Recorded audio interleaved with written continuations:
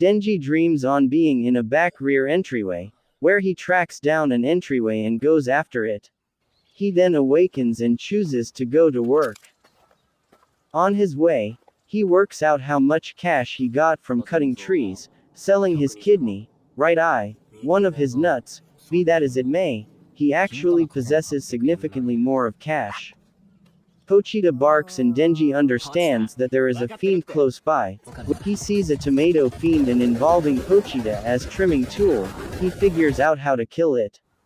The elderly person that employed him makes sense of that he will pay him 400,000 yen, more than Denji expected. However, subsequent to taking different charges and interest, he gives Denji just 70,000 yen.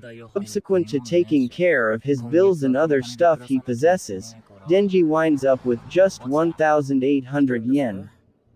The elderly person's drive asks why he would employ somebody like Denji. The elderly person makes sense of that Denji is repaying them what his dad claimed them.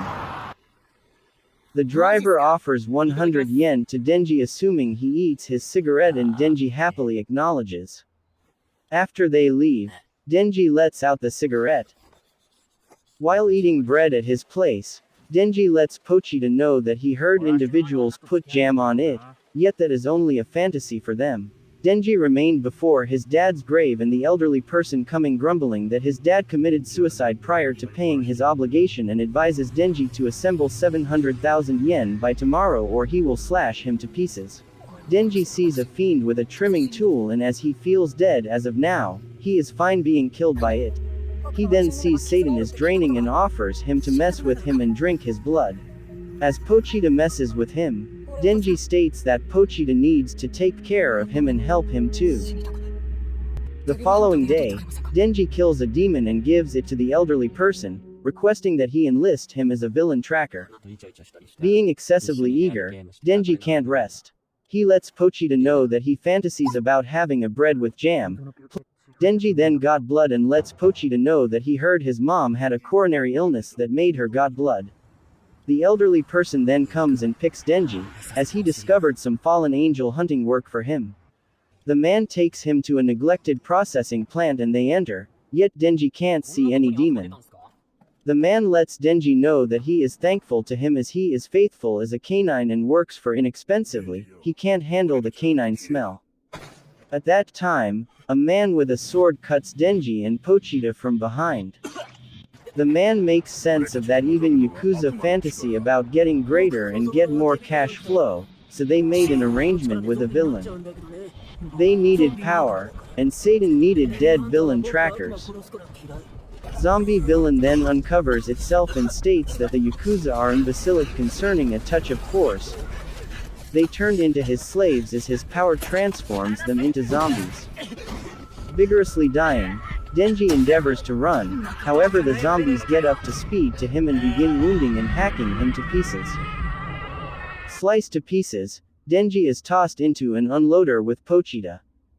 A portion of his blood arrives at Pochita's mouth and Pochita stirs. Pochita invested energy with Denji, cutting trees. Denji lets him know that he might kick the bucket while battling a demon, and his lament would be that he will let Pochita be in starving, or that other villain trackers might kill him. Denji heard that a few villains can assume control over dead bodies, and on the off chance that that is something he can do, he advises Pochita to have his body. In the dumpster, Pochita wires with Denji, consolidating his slashed pieces and mends him. Denji stirs and contemplates whether Pochita assumed control not without a fight. Pochita states he cherished hearing Denji discuss his fantasies. Pochita chooses to give him his heart, and in return, he believes Denji should show him his fantasies. Denji stirs recuperated in the dumpster and sees Pochita's tail emerging from his chest. Denji then, at that point, pulls the string from his chest as the zombies hop on him. Minutes after the fact, he blasts out from the zombie heap, having changed and having arms and head as trimming tools.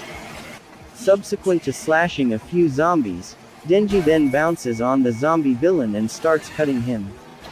The zombie villain figure out how to push him back and starts tossing zombies at him to ward him off.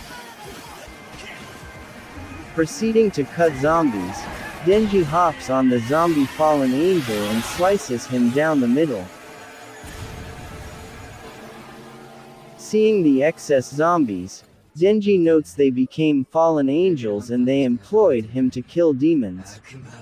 He continues to cut them all, expressing that once he do, he will not be possessing them any cash. Promptly toward the beginning of the day, a vehicle stops before the unwanted plant.